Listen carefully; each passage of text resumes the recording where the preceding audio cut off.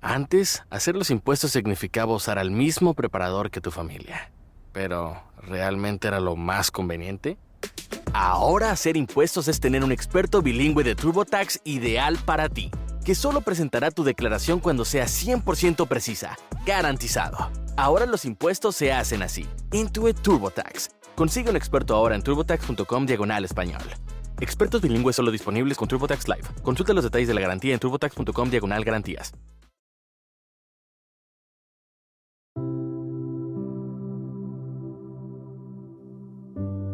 Hola, soy Cristian Ortiz y vamos a explorar un tema bastante interesante: el viaje entre la vida y la muerte y las personas retornadas, como algunos le dicen.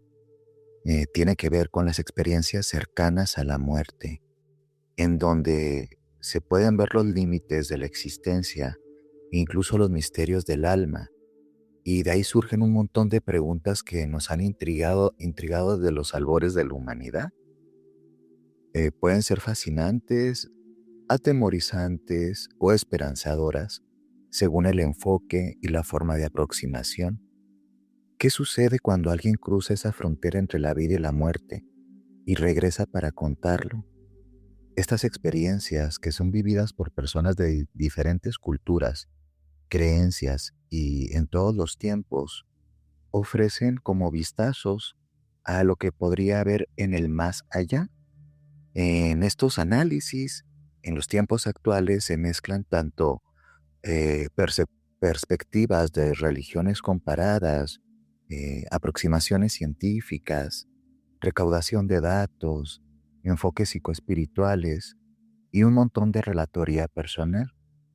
En este sentido, adentrarnos a este viaje, pues nos invita a verlo desde varios lugares, no quedarnos con una sola visión, entendiendo que el mundo es diverso, que cada cabeza es un mundo, pero que pueden existir consensos que nos permitan aproximarnos a estos misterios que pueden ser conmovedores, pero también pueden ser muy retantes a la hora de pues, empezar a caminar por estos extraños pasillos de las experiencias cercanas a la muerte.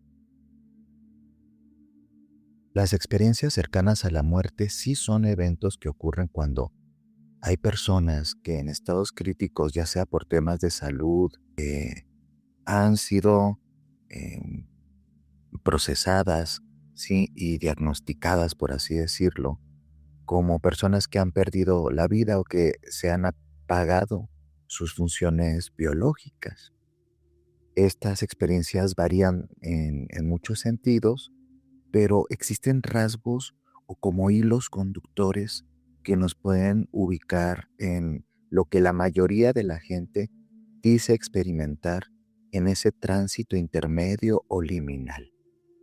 Una de las más típicas es que para muy pocas personas suele ser una experiencia destructiva. La mayoría de las personas describen una sensación muy grande de paz, sensaciones pacíficas, tranquilas, armónicas, que van acompañadas muchas veces también por estas llamadas visiones luminiscentes o de luces brillantes, que a veces algunas personas lo interpretan como un túnel. Esta experiencia típica del túnel y de la luz también la vamos a encontrar independientemente de los contextos culturales, las edades de las personas y también incluso sus religiosidades. Es típico también tanto dentro de los relatos más folclóricos como de los relatos documentados para estudios, ya sean estudios de orden científico o acumulación de datos a forma de anécdotas, pues el tema del encuentro con otras inteligencias slash seres que están del otro lado de la vida o del otro lado de la muerte, según se quiera ver. Estos encuentros con los seres queridos, que generalmente pueden ser familiares, también es una de las experiencias típicas que vamos a encontrar. Algunas personas incluso tienen preobservancia, es decir, que antes de que se dé el fenómeno de cercanía a la muerte y tengamos como esta situación de estar muriendo, las personas días antes incluso dicen uno, tener encuentros oníricos o a través del sueño con, con difuntos, con familiares, amigos. Algunos ya dentro de la experiencia tienen acompañantes que también son conocidos. La mayoría de las veces son amigos y familiares. Sin embargo, también encontramos algo muy típico que para muchas personas pues es profundamente significativo, que no todos los seres queridos que están acompañando la experiencia son humanos. Muchas veces también pueden manifestarse visiones de compañía de sus seres amados del reino animal, es decir, los animalitos a veces de compañía o los animalitos de la familia que han trascendido en el viaje de la vida y de la muerte. Ese es otro típico como ítem que vamos a encontrar.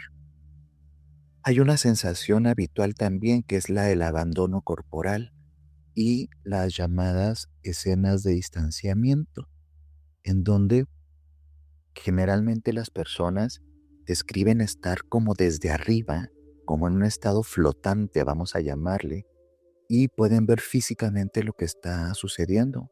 Algunos hasta pueden describir la sala de emergencias, las enfermeras, los doctores que los atendieron, incluso procedimientos altamente complejos médicos que pueden describir como si fueran sabedores de dicho tema. Cuando retornan es muy habitual que describen este vuelo o este flotar. Algunos incluso describen que fueron mucho más allá, ya sea de la sala de hospital o la habitación o el lugar en donde estaban, saliendo incluso del edificio, pasando por parajes, e incluso algunos describen haber visitado espacios que fueron significativos o incluso no tan significativos a lo largo de su existencia material. Esto es como también un típico tema que recurren en este tipo de narraciones y testimonios.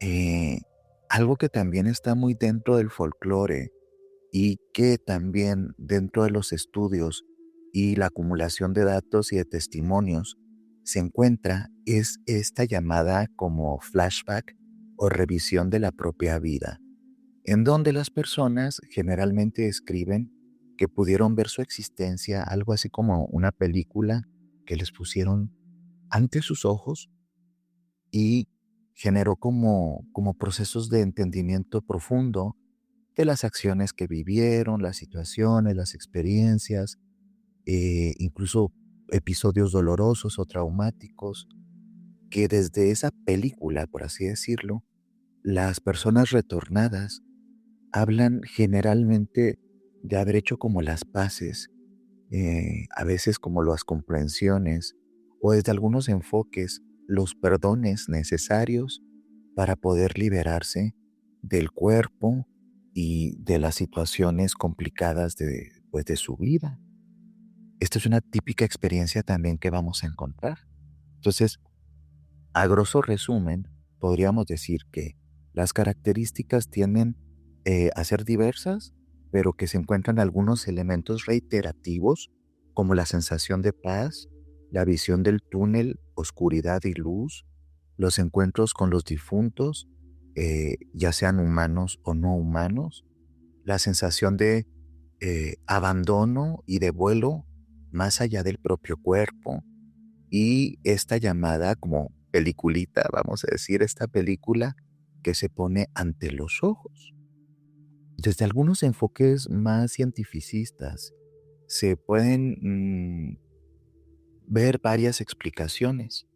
Algunos investigadores, como Bruce Grayson, ha estudiado estos relatos durante décadas, y una de las hipótesis que sugiere es que al morir el cerebro libera una, vamos a decir, como una avalancha, pues, de sustancias químicas, serotonina, endorfinas y demás, que podrían explicar estas sensaciones de euforia, visiones o incluso estados místicos.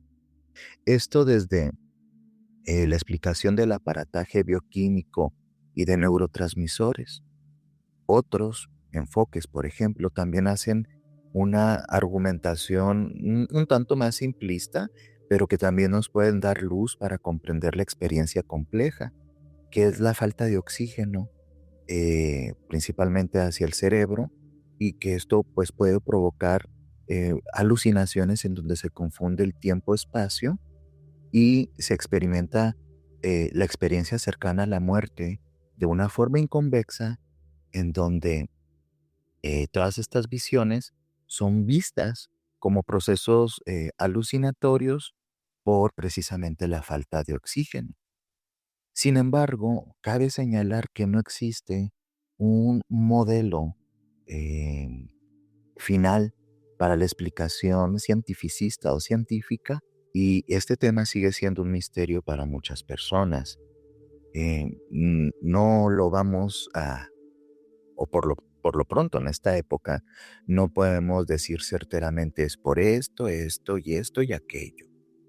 Algunas experiencias cercanas a la muerte también pueden ser, eh, no sé si la palabra es homologadas, pero sí parecidas y prácticamente iguales para muchas personas que tienen estados alterados de conciencia sin estar cercanos a la muerte a través de experiencias alucinatorias con DMT o con algunas sustancias que podríamos llamar enteógenas, desde peyote, em, hongos alucinógenos, ayahuasca y otros estados alterados de conciencia de esta índole enteógena. Cabe señalar y quiero remarcar que estas experiencias no son recomendadas para todas las personas y no deben tomarse a la ligera, porque también existe documentación que nos habla de algunos peligros que pueden estar asociados a desarrollo de psicosis y procesos pues anómalos, dependiendo uno de los factores del individuo que se somete a esta experiencia y también de las sustancias mismas y de los contextos y facilitadores o facilitadoras que ofrecen este tipo de llamadas medicinas, sí, tradicionales, enteógenas o plantas sagradas. Desde las perspectivas espirituales y desde una visión de religiones comparadas, la cosa se pone un poquito más compleja, más rica y probablemente más diversa a nivel cultural y personal. Se pueden interpretar como desde distintas corrientes y tradiciones espirituales del mundo y a lo largo de la historia. Por ejemplo, pues tienen un o un bagaje de mayoritariamente personas asociadas o practicantes de alguna corriente de cristianismo, pues porque sigue siendo una de las corrientes dominantes geográficamente en Occidente. Y si bien las personas no se identifican muchas veces como cristianos, católicos o algunas de sus variaciones o denominaciones, también tenemos que catalogar aquí el- la importancia de la impronta cultural y cómo incluso algunos no practicantes pueden estar influidos desde su más tierna infancia por toda una serie de narrativas socioculturales y religiosas que son cristianocéntricas. Es decir, aunque no lo practiquen, están influenciadas por la contextualidad cultural, y esto ha influido la forma de desarrollar los imaginarios posibles de la vida, la muerte, la trascendencia, lo sagrado, lo divino. Algo que vemos en estas personas practicantes o influidas por la cristiandad es que muchos tienen encuentros también con llamadas inteligencias no humanas o inteligencias metahumanas. Podríamos describir aquí los encuentros tanto con seres angélicos, que son inteligencias desde la perspectiva un poquito más dura, pues experiencias con entidades no humanas, con santos, que son experiencias con difuntos o fallecidos con un alto grado de conciencia espiritual, llegando a la santidad, una forma de iluminación para otras tradiciones, o incluso con figuras avatáricas y espirituales mayores de divinidad y de sacralidad, como una experiencia cercana a Dios, a figuras de alta trascendencia para la cristiandad como Jesús, o algunas incluso advocaciones o rostros de la Virgen. Estos relatos suelen hablar más bien como de sensaciones de cierto nivel de juicio o, o, o de perdón de los pecados o de limpieza, en donde algo típico sucede que la mayoría hablan de experiencias amorosas, incluso asociadas a la redención, a la luz asociada a este camino hacia el cielo, ya lo queramos ver como un facto espiritual o como un imaginario religioso. Y también hay personas que hablan desde lecturas, no son la mayoría, pero sí existen, que primero tienen que ver también experiencias em, em, que anteceden esta luz o anteceden a estos seres de luz, vamos a llamarles, o lumínicos, con fuerzas también oscuras, destructivas, demoníacas o conceptos asociados al purgatorio. Esto se podría explicar como una interpretación asociada al propio psiquismo, pero que desde la perspectiva de religiones comparadas deberemos darle el respeto a toda forma de religiosidad para comprender que cada quien, a través de nuestras narrativas religiosas, espirituales y también las influencias culturales, vamos construyendo formas de entender estas experiencias de alta subjetividad, porque son experiencias profundamente transformadoras. Las personas que vuelven de este tipo de experiencias generalmente no tienen los mismos comportamientos de por vida. Se encuentran generalmente eh, una serie de ítems que podrían evaluarse y la mayoría de las veces incrementan la calidad de vida o están en, por así decirlo, una satisfacción y una gratitud más presente y consciente aquí. Es importante entender que en la mayoría de las narrativas también, en el contexto cristiano católico, y sus variantes, vamos a encontrar también las típicas respuestas que introduje en la primera parte, y entre ellas todo este túnel de luz que la gente lo lee o lo explica como un camino hacia la luz de Dios o incluso el cielo mismo.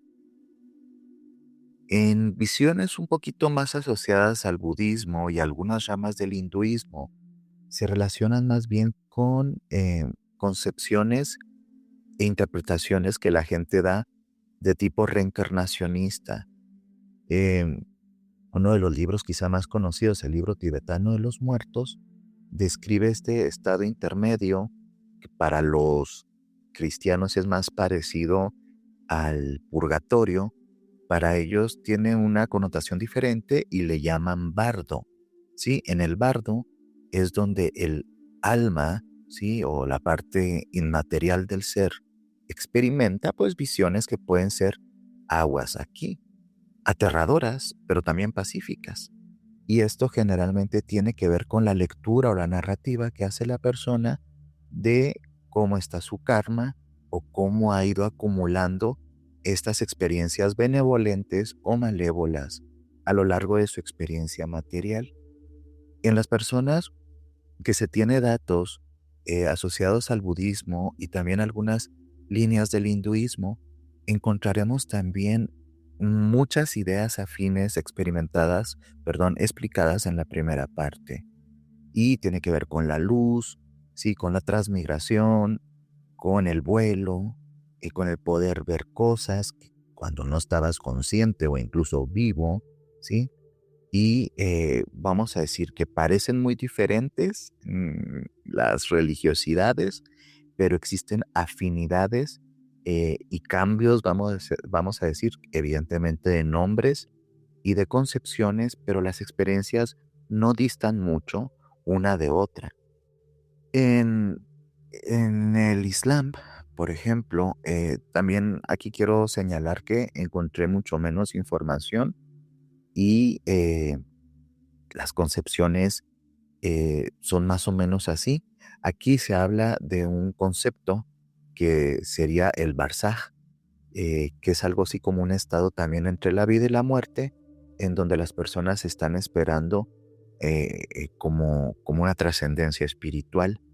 En estas personas musulmanas se incluyen también estos encuentros con figuras angelicales que también son parte de su tradición y también con procesos de percepción de alta luz, de una luz sagrada o que los guía hacia algún lugar.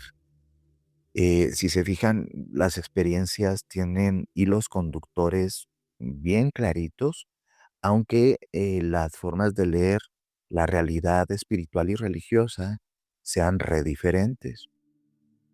Acá también vamos a encontrar que en algunas culturas indígenas, ya sea más o menos influenciadas por el tema colonizador y por la imposición de religiones que venían del viejo mundo, sí, son vistas generalmente como viajes espirituales en donde los individuos describen sentirse sobre todo conectados con difuntos ancestros y fuerzas espirituales dentro de sus propias tradiciones espirituales.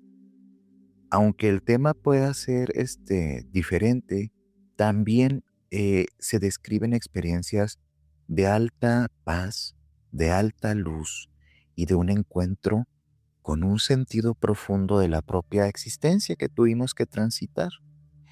Algunas personas que siguen em, sobreviviendo y resistiendo a la alta colonización, describen también estas experiencias con seres o inteligencias no humanoides como fuerzas totémicas o espíritus de reinos animales, que, vamos a decirlo desde un lugar comparativo, representarían también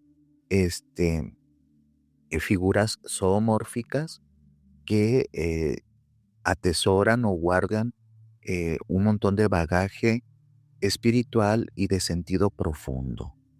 Entonces, si se fijan, aunque estoy abordando de forma muy escueta y por cuestiones de tiempo, evidentemente, muy de rapidito, las experiencias no suelen ser tan diferentes. De hecho, las experiencias suelen tener un gran eh, componentes o tienen muchos componentes de similitud. Quizá esto nos habla de que los seres humanos tratamos de explicar mm, lo trascendente de formas muy complejas, muy variadas, dependiendo de nuestras contextualidades, y esto nos remonta incluso a que las primeras formas de religiosidad eh, datadas tienen que ver con el enterramiento o los ritos fúnebres y cómo se empiezan a construir ideas protorreligiosas, chamánicas, religiosidades, a partir de la gran necesidad de comprensión de qué separa la vida y la muerte, y sobre todo la necesidad de comprender este gran misterio. Acercarnos a este misterio es profundamente fascinante. Ha ocupado la imaginación de artistas, escritores, científicos y la sigue ocupando. Dicen que para poder vivir bien tenemos que conciliarnos con el misterio, ¿no? Y también para poder morir bien, quizá tuvimos que vivir bien. La verdad es que yo no tengo ni la autoridad espiritual, ni tampoco moral, ni de ningún tipo de qué es eso de bien. Tiene que ver mucho con las concepciones éticas y morales del tiempo, de las circunstancias y de las personas. Así encontramos también, por ejemplo, en tradiciones, incluso con prácticas no religiosas, sino aproximaciones espirituales, a estas experiencias el tema de la nueva era y de visiones asociadas a eh, religiones no hegemónicas, ¿sí? O no dominantes. ¿Y qué creen? Pues más o menos cambian los escenarios, más o menos cambian las entidades si es que las hay, y las experiencias siguen siendo las mismas, esencialmente. Esto nos deja como una reflexión profunda, ¿no crees? Pero tal vez para poder dibujar un poquito más esto, tenemos que darle carnita al fenómeno. Y me gustaría platicarte algunos pequeños relatos cortos acerca de personas que han transitado y evidentemente han vuelto y generalmente han vuelto en un estado de transformación, que si bien tienen un gran sentido de abstracción y son vivencias de personas de forma muy personal, y en estas experiencias vamos a comprender un poquito más algo que puede ser trascendente también para nuestra propia vida y cómo queremos transitarla mientras estamos aquí. Vamos a escuchar con respeto, con apertura y comprender un poquito que esos seres humanos pasaron por cosas muy difíciles, por sufrimiento no únicamente suyo, sino también de su familia, y que merecen todo nuestro respeto y dignidad. El caso de María, una mujer de 42 años que sufrió un paro cardíaco, es interesante. Ella describe haber visto a su madre fallecida y la esperaba en un campo lleno de luz. Ahí también dice haber visto que su madre estaba entre un rosal. Ella recuerda a su madre como una jardinera muy empedernida, y eso le dio una sensación de alta paz. Pudo hablar con su madre, que reitero, ya estaba fallecida de hace mucho tiempo, y ella recuerda no todo lo que vivió en esa experiencia, pero sí una idea central. Su madre le dijo: aún no es tu tiempo. Y en ese momento, María sintió que era empujada de vuelta a su cuerpo, experimentó dolor físico y ahí se dio cuenta que seguía viva. Tengo como que enfatizar que no lo contó en el primer semana o en los primeros días. Esta experiencia la recojo pues de un caso atendido en terapia de una persona con una experiencia cercana a la muerte, y durante mucho tiempo lo vivió como en el secretismo o en el no querer platicarlo, sobre todo por miedo al ridículo o al creer que tenía como un componente pues de locura o de sinrazón. Cabe señalar que al menos lo que yo me he topado a nivel un poquito más cercano, no tanto en la bibliografía, sino como en el acompañamiento, es que muchas personas guardan esto como un secretito, no porque sea malo ni nada, sino porque hay como a veces poca receptividad o muchos prejuicios acerca de estos temas. Una de las características que puedo decir de esta María, que evidentemente no es un nombre verdadero, es que ella viene como de un ambiente muy racionalista y muy, pues sí, muy racional, muy científico, y todo este tema pues no lo quiso abordar hasta hace realmente muy poco tiempo a través de un proceso pues de aceptación y de transformación. Ella no describe ángeles, demonios, tótems, nada. Es importante hacer el señalamiento que la informante no se identifica con ningún tipo de práctica religiosa, pero ella en su proceso de volver a estar aquí en el mundo, sí describe un cambio en el sentido del mismo, y platica que, que tiene tatuada esa imagen como un regalo muy bello, que es su imagen en un estado muy pleno de salud, feliz, entre las rosas, ¿sí? Diciéndole que aún no era su tiempo. Algo que ella platica es que esta imagen le dio una esperanza, uno, para vivir mejor su vida, y dos, para perder el miedo, aunque ella no tenga ese modelo religioso específico, de que quizá y simplemente quizá, y lo enfatiza mucho, ¿sí? Vaya a tener un encuentro amoroso con las personas que están del otro lado de la existencia. Punto. Viene un caso interesante de Carlos.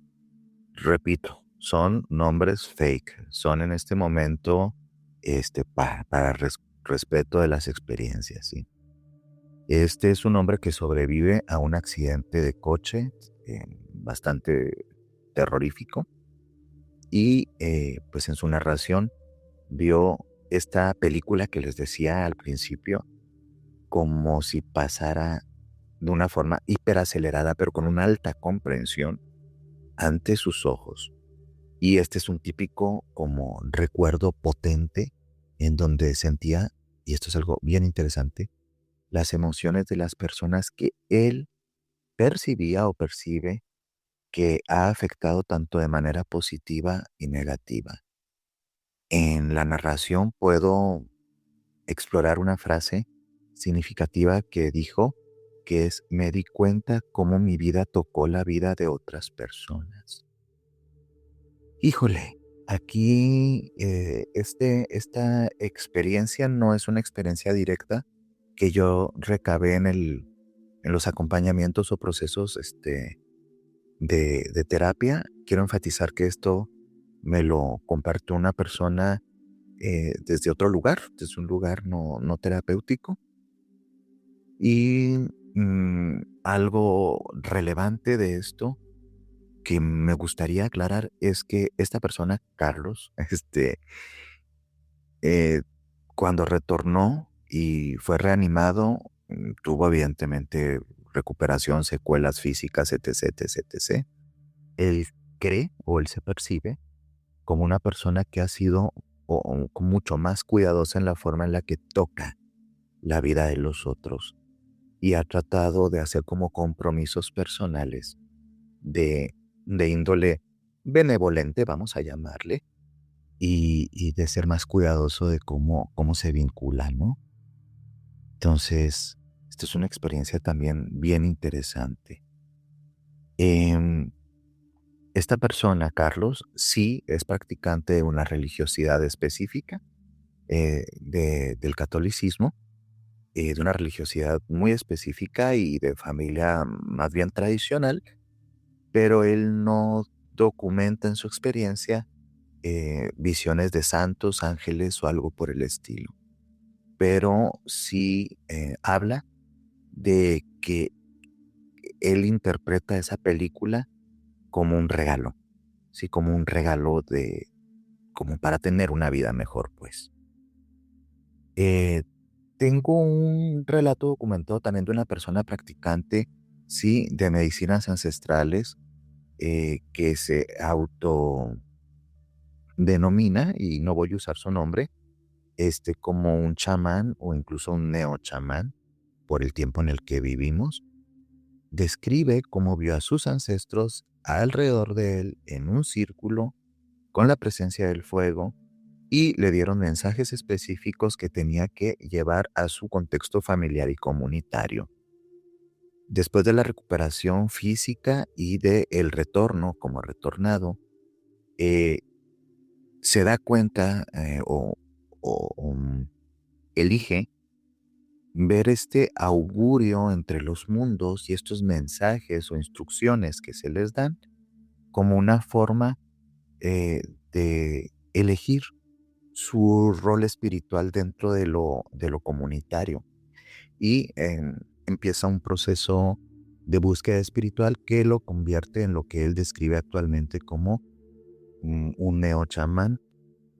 Hay que entender aquí que la persona también se atendió psicológicamente porque es una persona de contextualidad urbana y entiende las limitaciones de lo que es un chamán tradicional y un neochamán o unas interpretaciones modernas del chamanismo.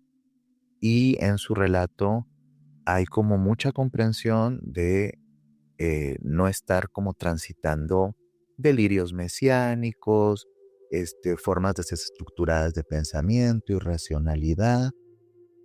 Y pues es generalmente un proceso muy conmovedor porque su experiencia le dio un cambio radical a su vida, en donde pone su energía, sus conocimientos y sobre todo sus deseos de seguir formándose, informándose, comprendiendo, para acompañar de forma pues respetuosa a otros seres humanos en este mundo de lo misterioso.